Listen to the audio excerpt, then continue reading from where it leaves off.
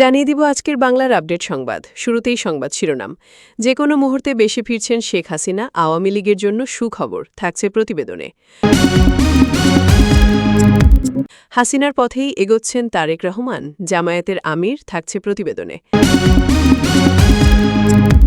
আওয়ামী লীগের ফিরে আসা কেউ আটকাতে পারবে না ওবায়দুল কাদের থাকছে প্রতিবেদনে। স্থানীয় নির্বাচন ঘিরে টানটান পরিস্থিতি, দখল নিয়ে সরব বিরোধীরা থাকছে প্রতিবেদনে। আওয়ামী লীগ থামাতে ব্যর্থ পুলিশ, উত্তপ্ত রাজধানী থাকছে প্রতিবেদনে। শেখ হাসিনা ছিলেন উন্নয়নের প্রতীক, আওয়ামী লীগ নিয়ে সংসদে বিএনপির নেতা ফজলুর রহমান বক্তব্য থাকছে প্রতিবেদনে। এতক্ষণ শুনতেছিলেন সংবাদ শিরোনাম, এখন বিস্তারিত। যে কোনো মুহূর্তে দেশে ফিরছেন শেখ হাসিনা, আওয়ামী লীগের জন্য সুখবর। বাংলাদেশের রাজনৈতিক অঙ্গনে নতুন করে জোরালো আলোচনা শুরু হয়েছে। যে কোনো মুহূর্তে দেশে ফিরতে পারেন শেখ হাসিনা। এই সম্ভাব্য প্রত্যাবর্তনের খবরে দলীয় নেতাকর্মীদের মধ্যে যেমন উচ্ছ্বাস দেখা যাচ্ছে, তেমনি সামগ্রিক রাজনৈতিক পরিস্থিতিতেও তৈরি হয়েছে নতুন কৌতূহল। বিশেষ করে বাংলাদেশ আওয়ামী লীগ এর জন্য এটি বড় ধরনের ইতিবাচক বার্তা হিসেবে দেখছেন অনেকে।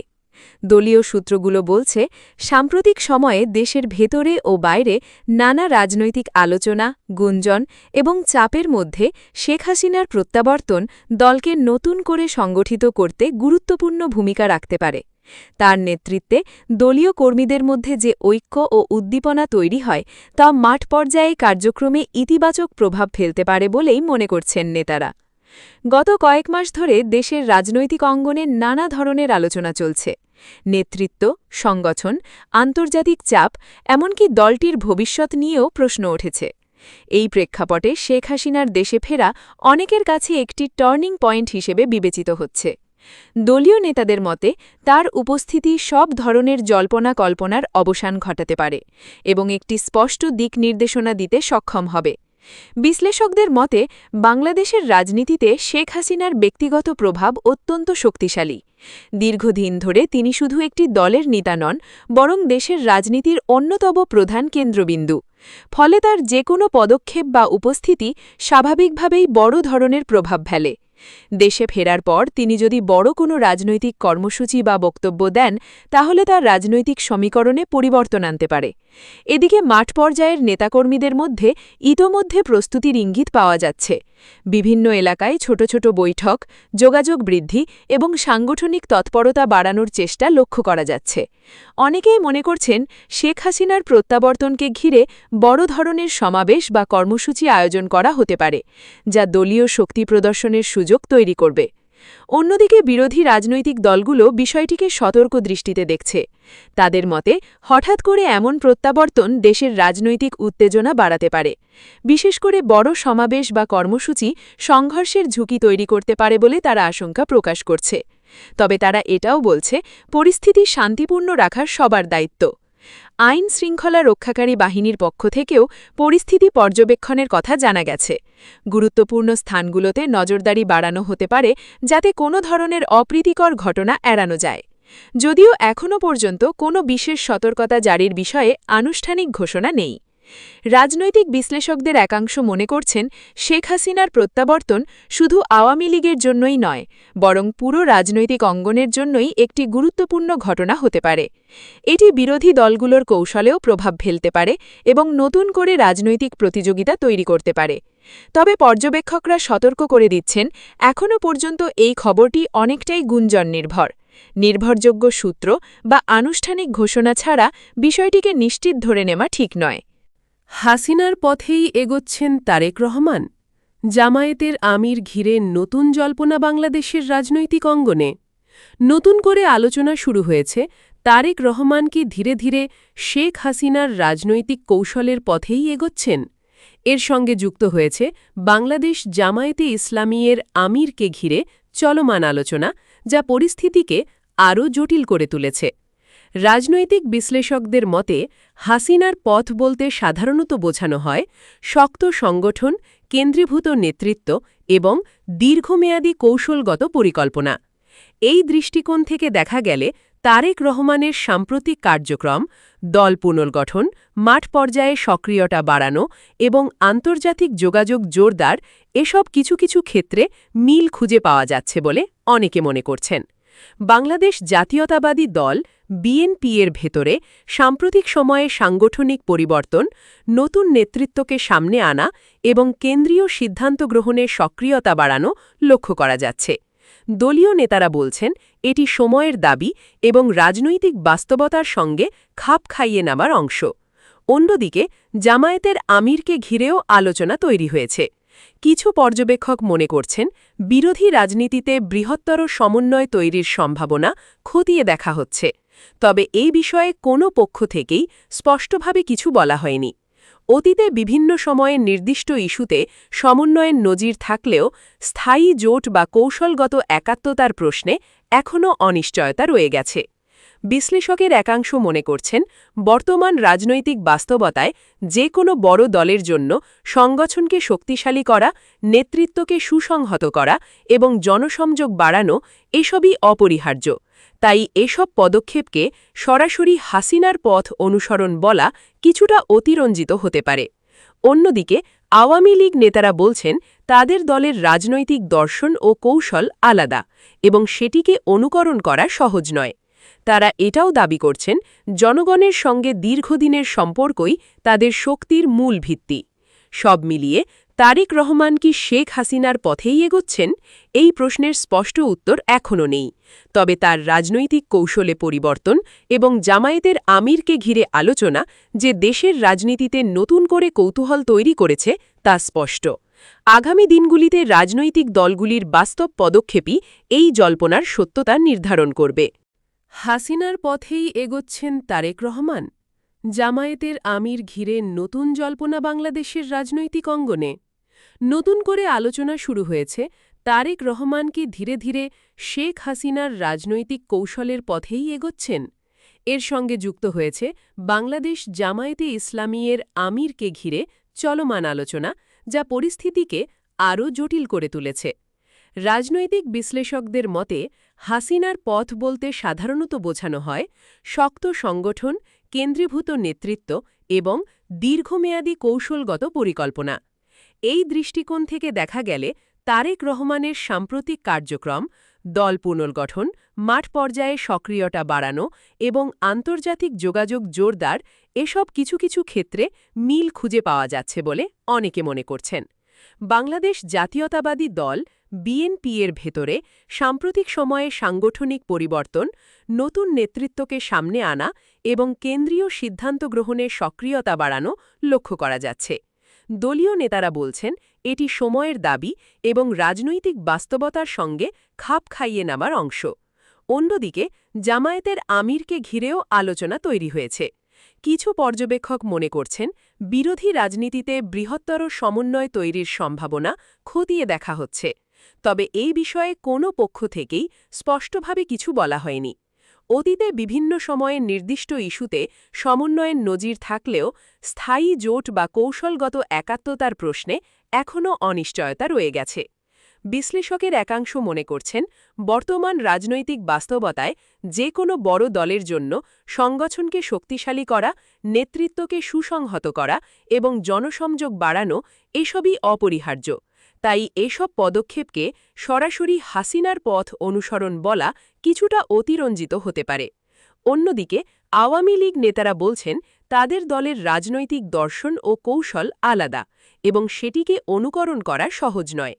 তারা এটাও দাবি করছেন জনগণের সঙ্গে দীর্ঘদিনের সম্পর্কই তাদের শক্তির মূল ভিত্তি। সব মিলিয়ে তারেক রহমান কি শেখ হাসিনার পথেই এগোচ্ছেন? এই প্রশ্নের স্পষ্ট উত্তর এখনও নেই, তবে তার রাজনৈতিক কৌশলে পরিবর্তন এবং জামায়াতের আমিরকে ঘিরে আলোচনা যে দেশের রাজনীতিতে নতুন করে কৌতূহল তৈরি করেছে তা স্পষ্ট। আগামী দিনগুলিতে রাজনৈতিক দলগুলির বাস্তব পদক্ষেপই এই জল্পনার সত্যতা নির্ধারণ করবে। আওয়ামী লীগের ভিড়ে আসা কেউ আটকাতে পারবে না, ওবায়দুল কাদের। বাংলাদেশের রাজনীতিতে আবারও জোরালো বার্তা দিলেন ওবায়দুল কাদের। তিনি দৃঢ়ভাবে বলেছেন বাংলাদেশ আওয়ামী লীগের রাজনৈতিক অগ্রযাত্রা থামিয়ে দেওয়ার মতো কোনো শক্তি নেই এবং দলটি জনগণের সমর্থন নিয়েই আবারও শক্ত অবস্থানে ফিরবে। তার এই বক্তব্য নতুন করে রাজনৈতিক অঙ্গনে আলোচনার জন্ম দিয়েছে। রাজধানীতে এক দলীয় সভায় বক্তব্য দিতে গিয়ে ওবায়দুল কাদের বলেন, আওয়ামী লীগ একটি ঐতিহ্যবাহী রাজনৈতিক দল, যা দেশের স্বাধীনতা ও উন্নয়নের সঙ্গে ওতপ্রোতভাবে জড়িত। তিনি দাবি করেন, দলটির শিকড় জনগণের ভেতরে প্রথিত, তাই সাময়িক প্রতিকূলতা থাকলেও আওয়ামী লীগের অগ্রযাত্রা থেমে থাকবে না। তার ভাষায়, আওয়ামী লীগের ফিরে আসা কেউ আটকাতে পারবে না, কারণ এই দল জনগণের শক্তিতে বিশ্বাস করে। তিনি আরও বলেন, বর্তমান রাজনৈতিক পরিস্থিতিতে নানা ধরনের গুজব, বিভ্রান্তি ও অপপ্রচার ছড়ানো হচ্ছে। এসবের উদ্দেশ্য হল দলীয় নেতাকর্মীদের মনোবল ভেঙে দেওয়া। তবে তিনি দাবি করেন, এসব প্রচেষ্টা সফল হবে না এবং দল আরও ঐক্যবদ্ধ হয়ে সামনে এগিয়ে যাবে।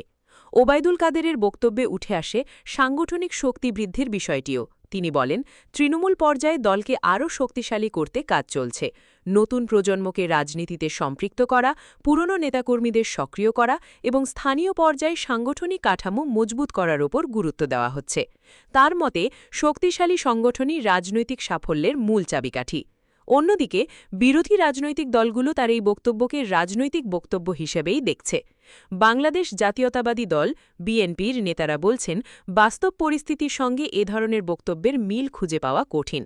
তাদের মতে, জনগণের মতামত এবং রাজনৈতিক বাস্তবতাই নির্ধারণ করবে কোন দল কতটা শক্তিশালী। বিশ্লেষকদের মতে, বাংলাদেশের মতো প্রতিযোগিতামূলক রাজনৈতিক ব্যবস্থায় বড় দলগুলোর পক্ষ থেকে এমন দৃঢ় বক্তব্য নতুন কিছু নয়। এটি মূলত দলীয় কর্মীদের উৎসাহিত করা এবং রাজনৈতিক অবস্থান স্পষ্ট করার একটি কৌশল। তবে বাস্তবতা নির্ভর করে মাঠ পর্যায়ের কার্যক্রম, জনসমর্থন এবং রাজনৈতিক পরিস্থিতির ওপর। বিশ্লেষকদের একাংশ মনে করছেন, আওয়ামী লীগের জন্য বর্তমান সময়টি গুরুত্বপূর্ণ। দলটির সামনে যেমন চ্যালেঞ্জ রয়েছে, তেমনি সুযোগও রয়েছে নিজেদের পুনর্গঠন ও শক্তিশালী করার।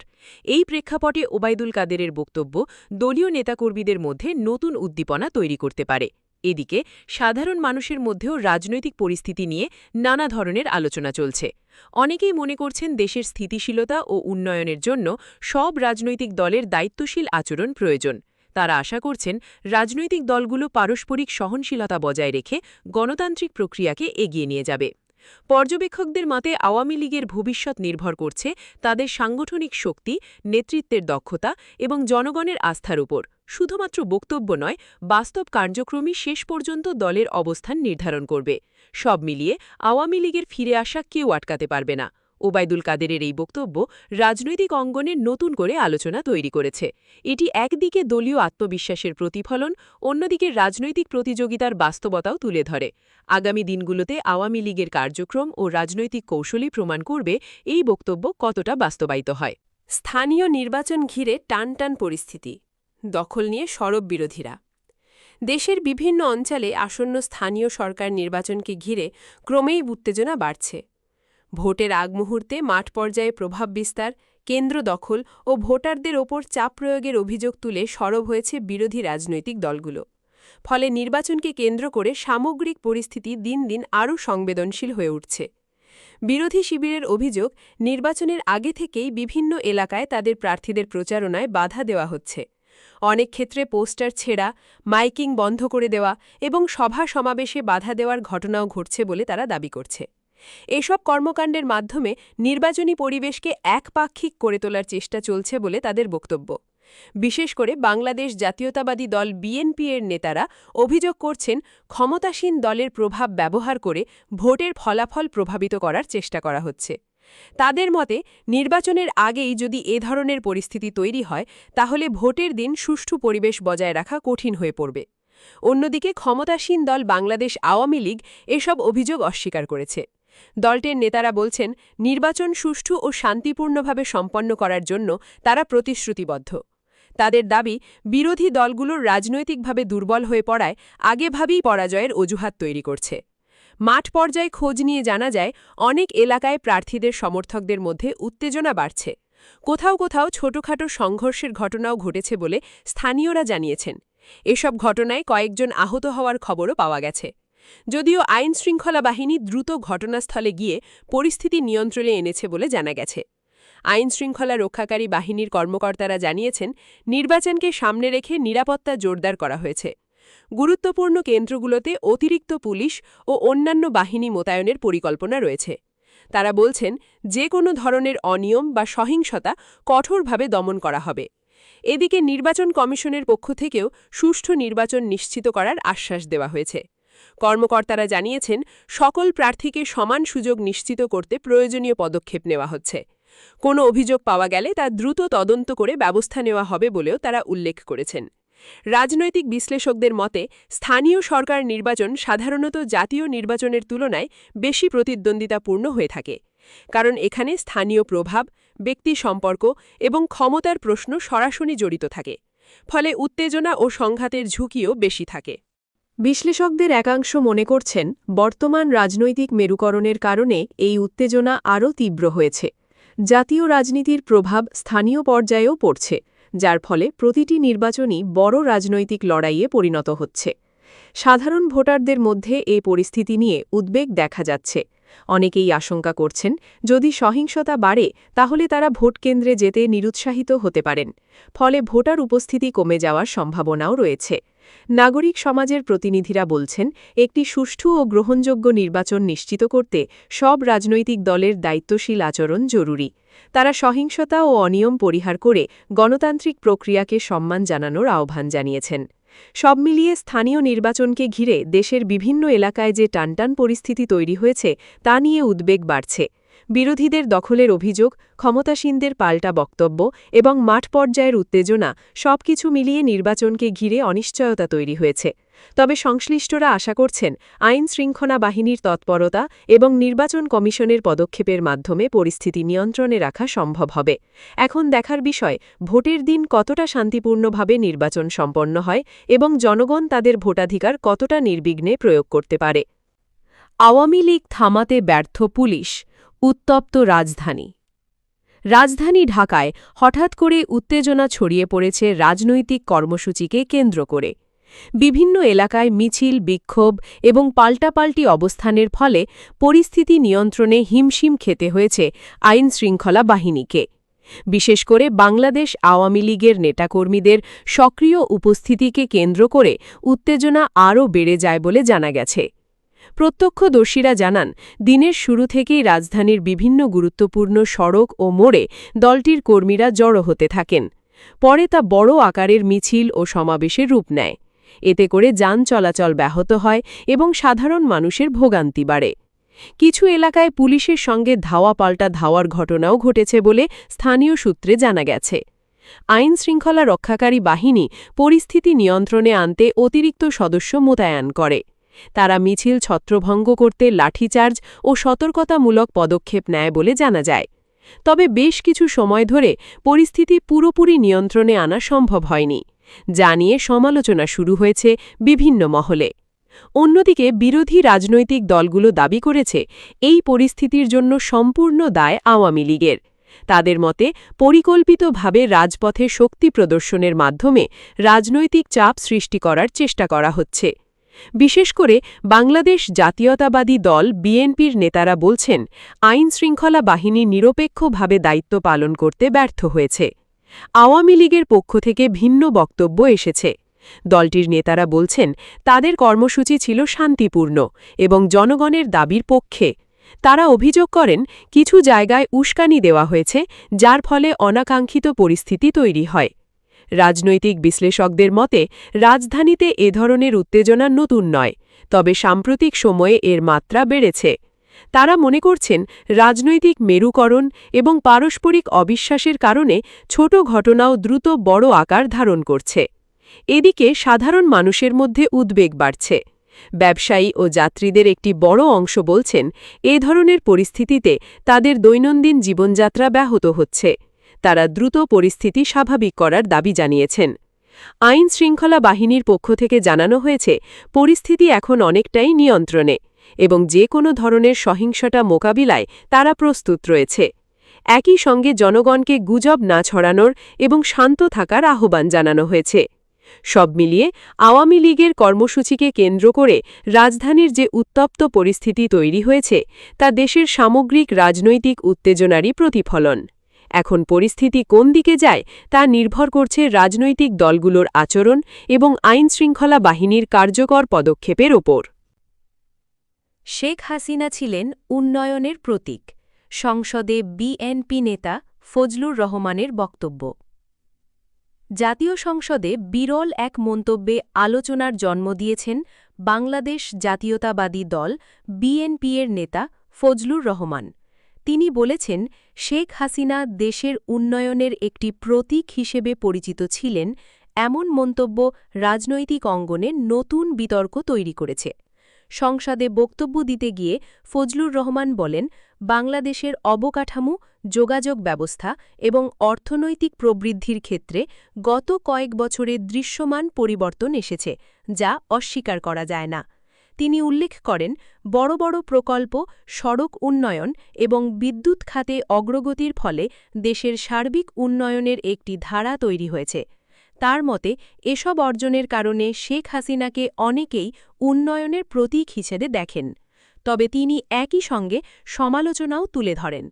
তার দাবি, উন্নয়নের পাশাপাশি গণতান্ত্রিক চর্চা, সুশাসন এবং রাজনৈতিক সহনশীলতার ক্ষেত্রেও সমান গুরুত্ব দেওয়া প্রয়োজন ছিল। তিনি বলেন, উন্নয়ন শুধু অবকাঠামো দিয়ে পরিমাপ করা যায় না। জনগণের অধিকার ও মত প্রকাশের স্বাধীনতাও সমান গুরুত্বপূর্ণ। এই বক্তব্যের পর সংসদে মিশ্র প্রতিক্রিয়া দেখা যায়। ক্ষমতাসীন বাংলাদেশ আওয়ামী লীগের সদস্যরা ফজলুর রহমানের বক্তব্যের ইতিবাচক অংশকে স্বাগত জানান। তারা বলেন, এটি প্রমাণ করে যে উন্নয়নের প্রশ্নে জাতীয় ঐক্য তৈরি হচ্ছে। অন্যদিকে বিএনপির কিছু নেতা এই বক্তব্যকে ব্যক্তিগত মতামত বলে উল্লেখ করেছেন। তারা বলেন, দল হিসেবে বিএনপি সরকার ও আওয়ামী লীগের বিভিন্ন নীতির সমালোচনা অব্যাহত রাখবে। তবে একই সঙ্গে উন্নয়নের ইতিবাচক দিক স্বীকার করাও গণতান্ত্রিক সংস্কৃতির অংশ বলে তারা মনে করেন। রাজনৈতিক বিশ্লেষকদের মতে, বাংলাদেশের রাজনীতিতে এই ধরনের বক্তব্য তুলনামূলকভাবে বিরল। সাধারণত রাজনৈতিক দলগুলো একে অপরের তীব্র সমালোচনায় অভ্যস্ত। সেখানে বিরোধী দলের একজন নেতার মুখে প্রতিপক্ষে উন্নয়ন স্বীকার করা একটি ভিন্নধর্মী দৃষ্টান্ত। বিশ্লেষকদের এক অংশ মনে করছেন, এটি রাজনৈতিক সংস্কৃতিতে একটি ইতিবাচক বার্তা দিতে পারে, কারণ এতে করে নীতি ও কর্মসূচির ভিত্তিতে আলোচনা বাড়তে পারে, যা গণতন্ত্রের জন্য সহায়ক। তবে অন্য একটি অংশ মনে করছে, এটি হয়তো কৌশলগত বক্তব্যও হতে পারে, যার মাধ্যমে বৃহত্তর রাজনৈতিক বার্তা দেওয়ার চেষ্টা করা হয়েছে। এদিকে সাধারণ মানুষের মধ্যেও বিষয়টি নিয়ে আলোচনা চলছে। কেউ কেউ এটিকে সত্য স্বীকার হিসেবে দেখছেন, আবার কেউ মনে করছেন এটি রাজনৈতিক বক্তব্যের অংশ মাত্র। সব মিলিয়ে ফজলুর রহমানের এই বক্তব্য দেশের রাজনৈতিক অঙ্গনে নতুন করে বিতর্ক ও আলোচনার জন্ম দিয়েছে। এটি একদিকে উন্নয়ন ইস্যুতে ভিন্ন দৃষ্টিভঙ্গি তুলে ধরেছে, অন্যদিকে রাজনৈতিক প্রতিযোগিতার মধ্যেও ইতিবাচক দিক স্বীকার করার সংস্কৃতি নিয়ে নতুন প্রশ্ন তুলেছে।